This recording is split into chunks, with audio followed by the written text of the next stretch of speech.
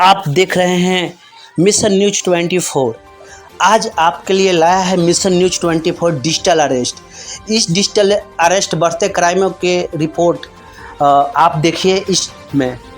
इस digital arrest का बढ़ते अपराध के कारण मोदी ने भी चिंता जताई। अपने मन के बात में मोदी ने डिजिटल अरेस्ट के बारे में बताया।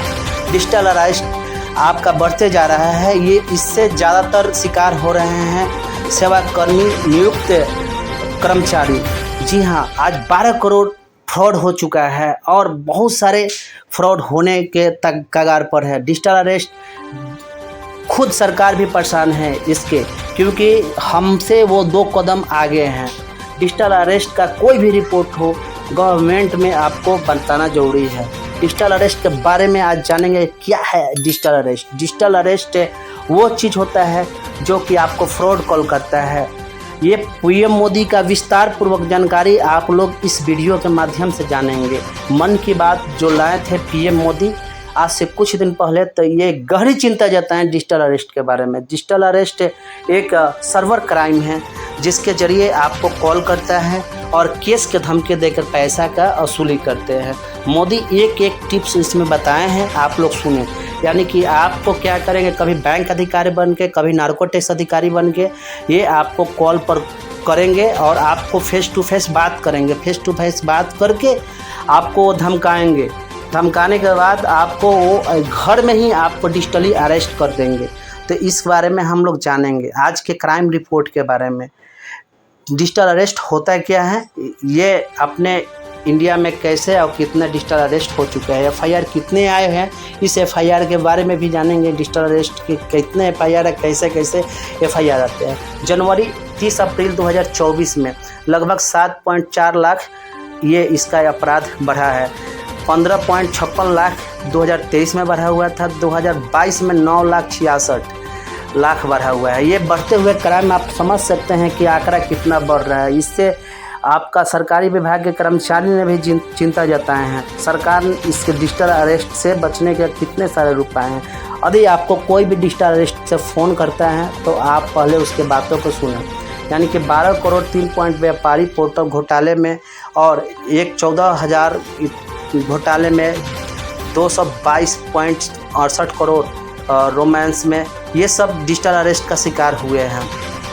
डिजिटल अरेस्ट एक साइबर है जो हमको अननोन धमकियां आते हैं और अरेस्ट हो, जिसके ज़रिए हम अरेस्ट हो जाते हैं। डिजिटल अरेस्ट तो हम आज चलते हैं मोदी के बाद जानते हैं डिजिटल अरेस्ट के बारे में क्या कहते हैं पीएम मोदी, और डिजिटल अरेस्ट के बारे में ये बताते हैं। यूँ तो हमारे जितने भी कर्मचारी हैं डिजिटल अरेस्ट में वो फंसते चले जा रहे हैं। अब हम आगे देखेंगे कि डिजिटल अरेस्ट से कैसे बचा जा सकता है। मोदी का एक विवरण है। जैसे आपको कॉल आए तो पहले आप इसका सूचना थाना में ज़रूर दें। अब आगे कॉल रिकॉर्डिंग, उसका पहले कॉल रीडिंग ट्रैक करने की कोशिश कीजिए। जो भी हो धमकाएगा, एक वीडियो इसमें दिया गया है। अब उसका धमकी, जो भी धमकी दे रहा है, कोई अधिकारी बन के, कोई नार्को टैक्स अफसर बन के, बैंक का अफसर बन के आपको धमकाएंगे, फ़ोन करेंगे, उसका रिकॉर्डिंग आप कर लें। रिकॉर्डिंग करके इसका सूचना 2 तरफ से दे सकते हैं। साइबर क्राइम में दे सकते हैं और अपने नज़दीकी थाना में भी आप इसका रिपोर्ट लिखवा सकते हैं कि आपका कोई धोखाधड़ी नहीं हुआ हो। यदि धोखाधड़ी कोई करता है तो इस पर कानूनी कार्रवाई किया जाएगा। डिजिटल अरेस्ट का नया एक अधिनियम भी बन चुका है। डिजिटल अरेस्ट से ये बचने का सरल उपाय है कि आप किसी के झांसा में ना आए। आप उसके लिप जो भी वीडियो कॉलिंग बात करें तो वो डिजिटली बात करते हैं, उसको लिप को पढ़ने का प्रयास करें तो लिप को गलत तो नहीं ना पड़े, किसी का फिगर लेकर बता देते हैं। आज मोदी की बात में द्वारा हम अरेस्ट होता क्या है और इसका उपाय क्या है और ये कितना चिंता के विषय है। मेरे प्यारे देशवासियों, मैं आपको एक ऑडियो सुनाता हूं। Hello sir. नमस्ते सर। नमस्ते सर बोलिए सर। देखिए, ये जो आपने एफआईआर नंबर मुझे सेंड किया है, इस नंबर के खिलाफ 17 कंप्लेंट्स हमारे पास। आप ये नंबर यूज कर रहे हैं? मैंने नहीं यूज करता हूँ सर। अभी कहाँ से बात कर रहे हो? सर कर्नाटक सर, वो घर में हूँ सर। ओके, इसके लिए आप अपने स्टेट में रिकॉर्ड करवाइए ताकि ये नंबर ब्लॉक कर दिया जाए, फ्यूचर में आपको कोई प्रॉब्लम ना हो। Okay yes sir. अभी मैं आपको कनेक्ट कर रहा हूँ, ये आपका इन्वेस्टिगेशन ऑफिसर है, आप अपनी स्टेटमेंट रिकॉर्ड करवाइए ताकि ये नंबर ब्लॉक कर दिया जाए। Okay, yes sir, yes sir, yes sir. अब बताइएगा मैं किसके साथ बात कर रहा हूँ। अपना आधार कार्ड मुझे शो कीजिएगा वेरीफाई करने के लिए, बताइएगा। सर मेरे पास अभी नहीं है sir Aadhaar card sir, please sir. Phone आपके फोन में है? नहीं सर।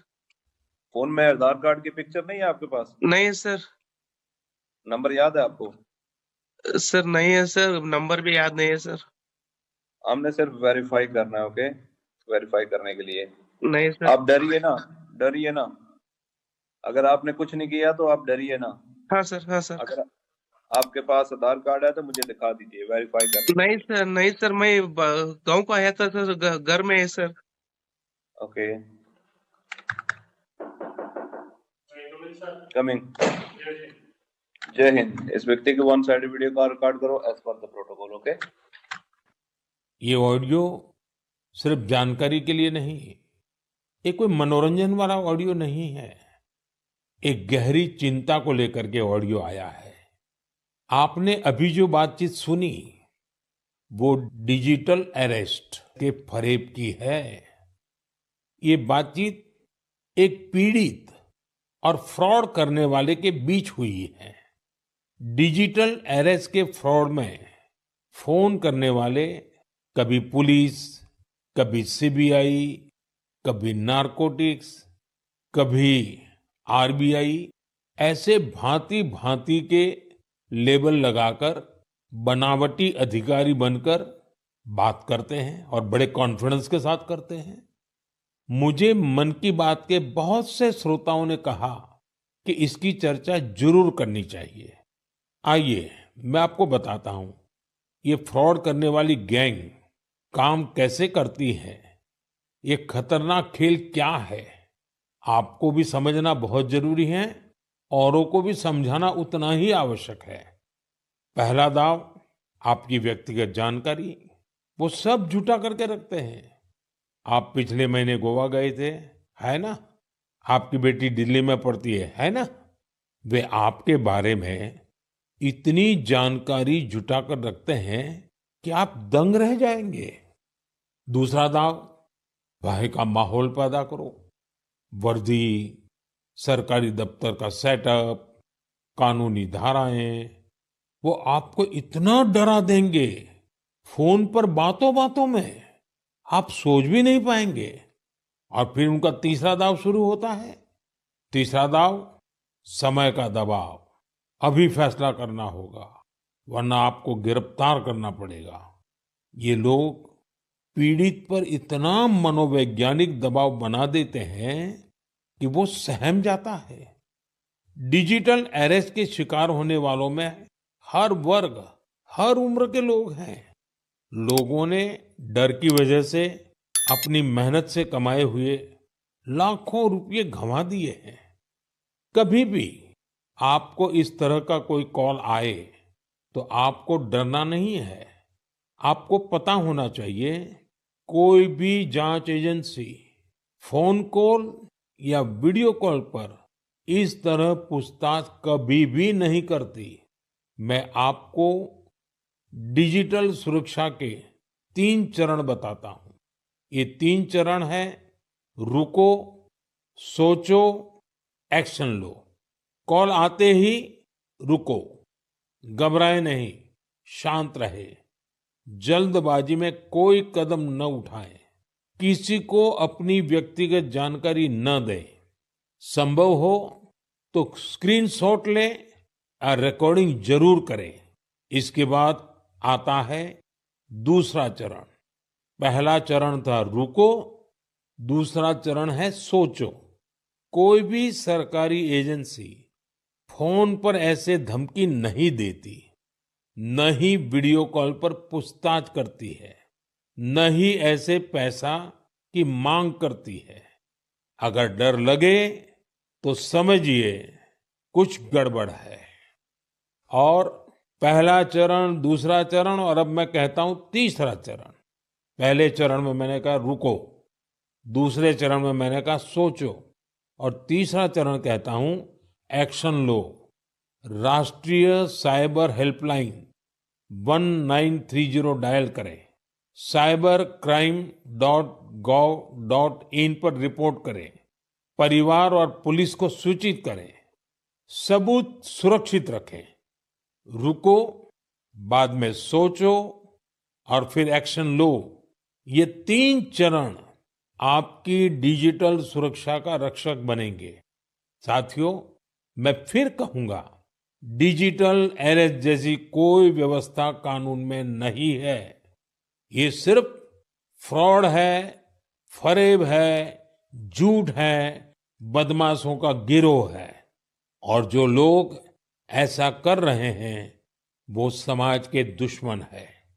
डिजिटल अरेस्ट के नाम पर जो फरेब चल रहा है, उससे निपटने के लिए तमाम जांच एजेंसियां राज्य सरकारों के साथ मिलकर काम कर रही है। इन एजेंसियों में तालमेल बनाने के लिए नेशनल साइबर कोऑर्डिनेशन सेंटर की स्थापना की गई है।